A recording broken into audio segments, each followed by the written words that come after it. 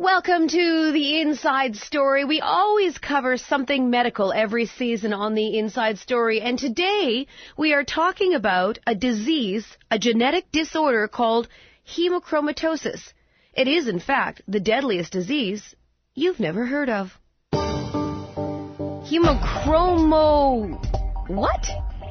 It's not exactly a household word. It means too much iron in the blood, okay. But how big a deal is this hemochromatosis?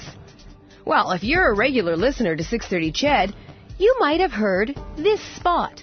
It's the deadliest disease you never heard of. 1 in 300 Canadians are in danger of dying from iron overload. Most of them don't know they have it. Iron overload or hemochromatosis is an inherited condition that is fatal if it isn't treated. It can cause diabetes, arthritis, even cirrhosis of the liver. If it's caught early, it's easy to control. If you think you might have iron overload, talk to your doctor about a blood test. A message from the Canadian Hemochromatosis Society. Call us at 1-877-BAD-IRON. The guy in this commercial says that 1 in 300 people could have too much iron in their blood, or hemochromatosis, and that this condition, if left untreated, could kill you. So why don't we know more about it? How does one develop hemochromatosis? Do you contract it? Does it develop over time? Are you at greater risk depending on where you live? We'll answer those questions and more throughout this Inside Story documentary. But no, hemochromatosis strikes men and women. 150,000 people in Canada are diagnosed right now with hemochromatosis. More than 3 million carry one of the genes that can cause this disorder. Left untreated, hemochromatosis can damage your organs, resulting in other diseases like cirrhosis of the liver, cancer of the liver, congestive heart failure, and diabetes, among others. It sounds really scary. But the good news is, as hemochromatosis is diagnosed in its early stages, intervention can begin immediately to avoid these complications. Treatment involves watching what you eat. But most importantly, hang on to your lunch, bleeding. This regular removal of the blood is called a phlebotomy, just like a regular blood donation, only much more often.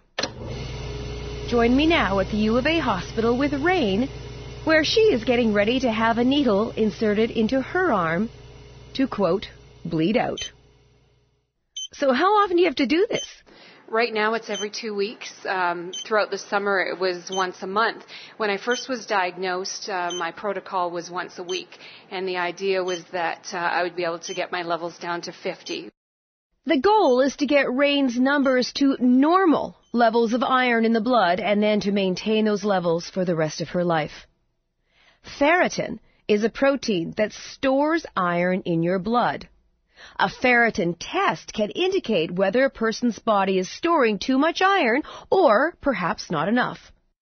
I'm told that normal levels are between 100 and 250 in women, 150 and 300 in men. When I first was diagnosed, I was close to 500, which is... 500 what? My ferritin levels were at 500. That's not even extremely high, but it is definitely elevated and unsafe. Really, they say organ damage doesn't start until about 1,000, but it was high enough that my doctor, Dr. Larrett, wanted to get my levels down to a safe level, and 50 is the number that she set for me. So the protocol was that I would come in once a week and give blood. It's the same as a blood donation. So when you go to the Canadian Blood Services and they say every 56 days is good for you because they don't want to deplete your blood supplies, I was coming in every week. Do they donate your blood when you come here to the hospital to bleed? Not right now, no. There are some programs here, from what I understand, because the nurses have asked me, is it being tested for research? But it isn't a blood donation. That's not what they're set up for. This isn't a facility to test blood and process it for donation. That's what Canadian Blood Services is for. So right now that blood is being disposed of. But I'm a healthy person. My blood is good. So I look forward to the day when I can actually get back into that system, because I was a regular blood donor before. And actually that's one of the of the things that helped save me, I think, keep my levels down was the fact that I was a regular blood donor. Rayne is a 40-something working professional. She has a high-demand job in media relations for NATE. Her background is in journalism, and that's where I first met Rayne.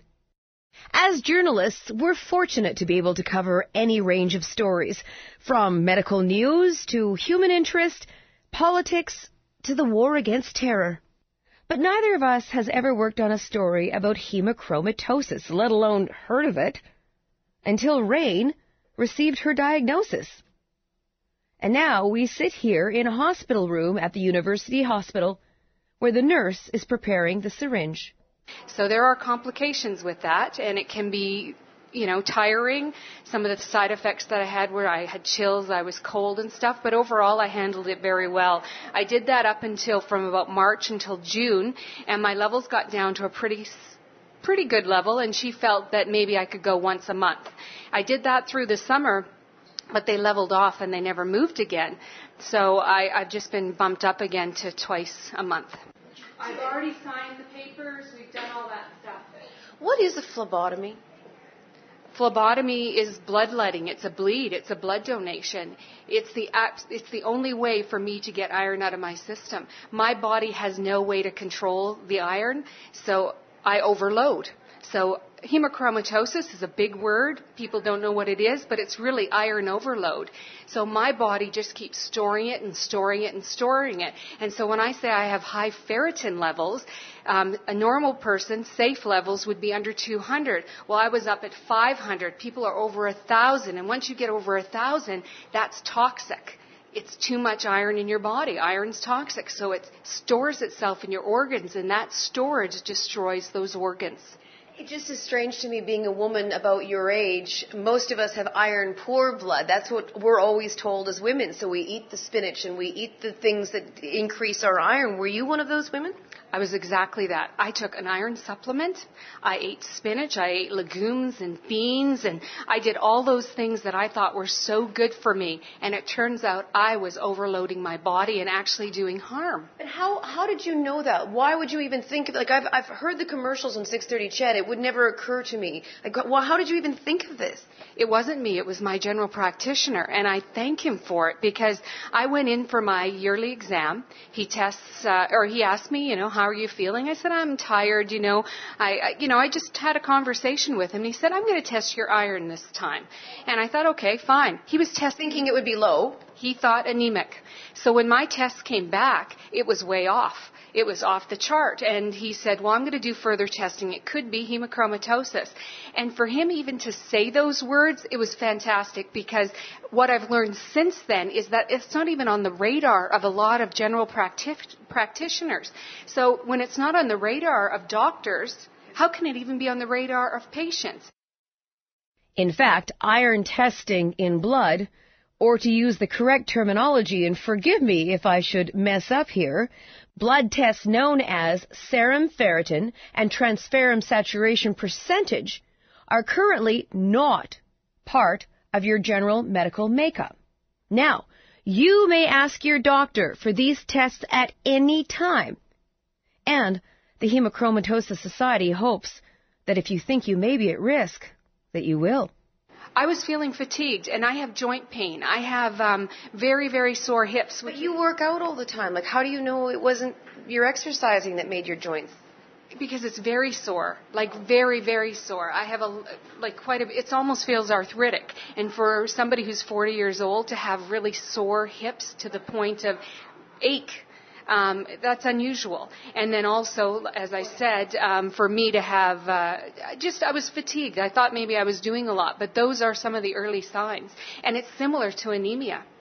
So, but get your iron tested. And so she did.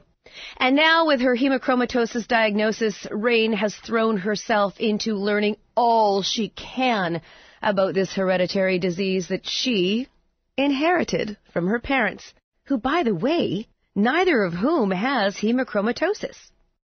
Rayne has joined the board of directors of the Canadian Hemochromatosis Society, and she reads all the literature she can get her hands on.